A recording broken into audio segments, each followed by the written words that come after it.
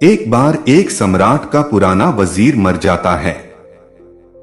वजीर बहुत ही बुद्धिमान था, लेकिन अचानक और अकारण ही उसकी मृत्यु हो गई थी।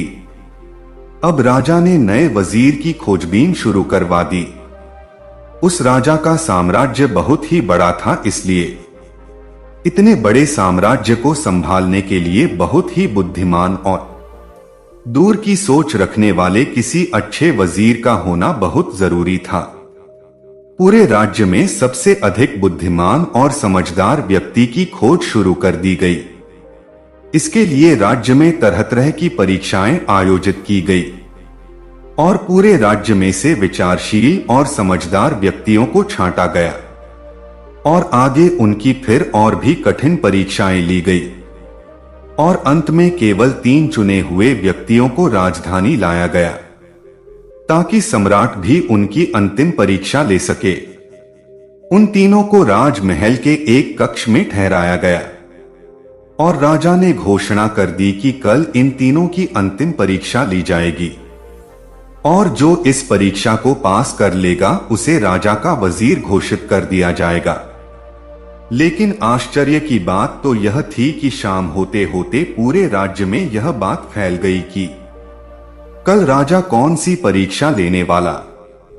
पूरे राज्य में इसकी चर्चा होने लगी।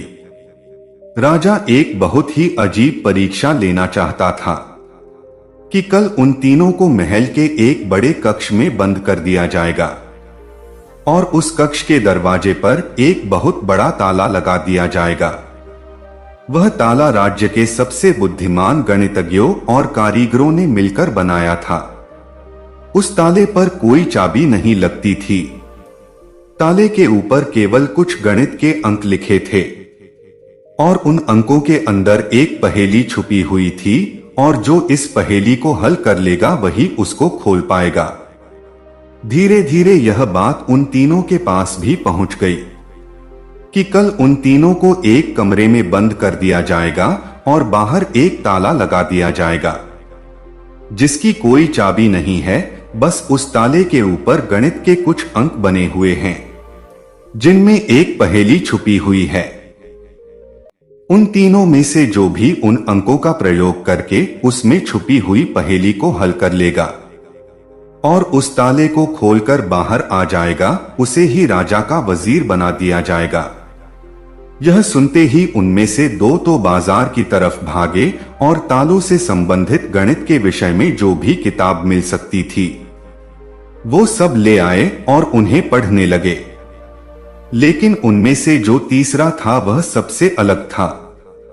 वह ना तो कहीं गया और ना कोई किताब लाया, रात होते ही कंबल ओढ़कर सो गया।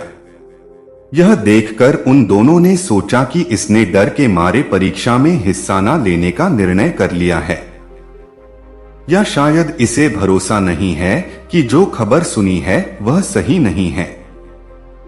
लेकिन फिर भी उन दोनों ने कोई भी मौका छोड़ना ठीक नहीं समझा, क्योंकि यह पूरी जिंदगी में एक बार मिलने वाला मौका था। वे रात भर किताबें पढ़ते रहे। तालों से संबंधित जो भी किताबें थी वो सब उन्होंने पूरी रात में पढ़ डाली। सुबह हुई तो वह तीसरा व्यक्ति सो कर उठा। फिर उन तीनों को सम्राट के सामने उपस्थित किया गया। वहां उन्हें पता चला कि जो अफवाह उन्होंने सुनी थी वह सत्य थी। इसके बाद उन तीनों को एक बड़े से कमरे के अंदर बंद कर दिया गया और उसके बाहर एक ताला लगा दिया गया जिसके ऊपर गणित के कुछ अंक खुदे हुए थे। सम्राट ने कहा, तुम तीनों में से जो भी इस ताले पर छिपी हुई पहेली को हल कर लेगा वही दरवाजा खोल पाएगा और दरवाजा खोलकर जो सबसे पहले बाहर निकलेगा वही मेरा वजीर बनेगा। मैं तुम तीनों का बाहर इंतजार करूंगा। इतना कहकर सम्राट वहां से चला गया। इसके बाद वह दोनों व्यक्ति जिन्होंने रात भर पढ़ाई की थी वे अपने कपड़ों में कुछ किताबें छुपा कर ले आए थे। दरवाजा बंद होते ही जल्दी से उन्होंने वे किताबें बाहर निकाली और ताले पर लिखे नंबरों को एक कागज पर लिखकर उनको हल करने लगे। लेकिन जो वह तीसरा व्यक्ति था उसने कुछ नहीं किया।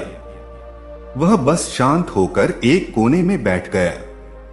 उसे बैठा देखकर वे दोनों हंसने लगे और ताने देने लगे कि तुम तो बिना कोशिश किए ही हार मानकर बैठ गए।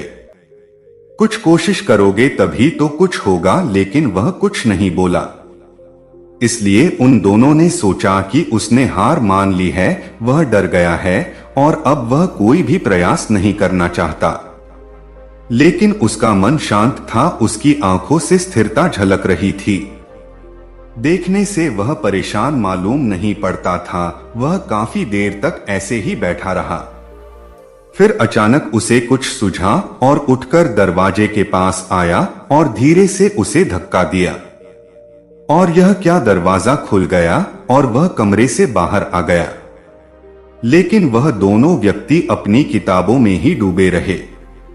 उन्हें पता भी नहीं चला कि वह तीसरा कमरे से बाहर जा चुका है। उन्हें पता तब चला जब सम्राट उस तीसरे व्यक्ति को लेकर उनके पास कमरे में वापस आया और बोला, बंद करो अपनी ये किताबें, जिसे कमरे से बाहर निकलना था वह निकल चुका है।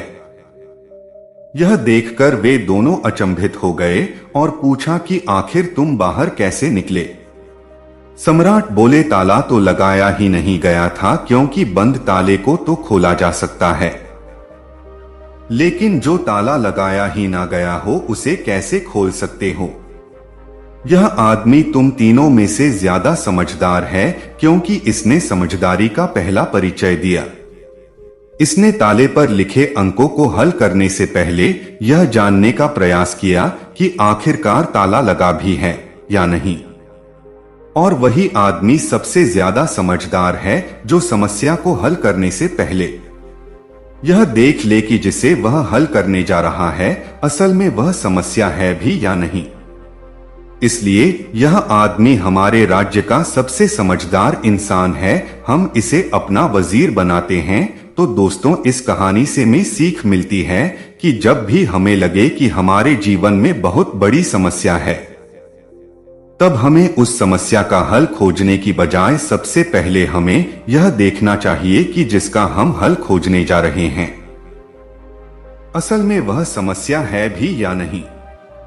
और अगर समस्या है तो उसका शांत रहकर और सोच समझकर हमें हल निकालने की कोशिश करनी चाहिए।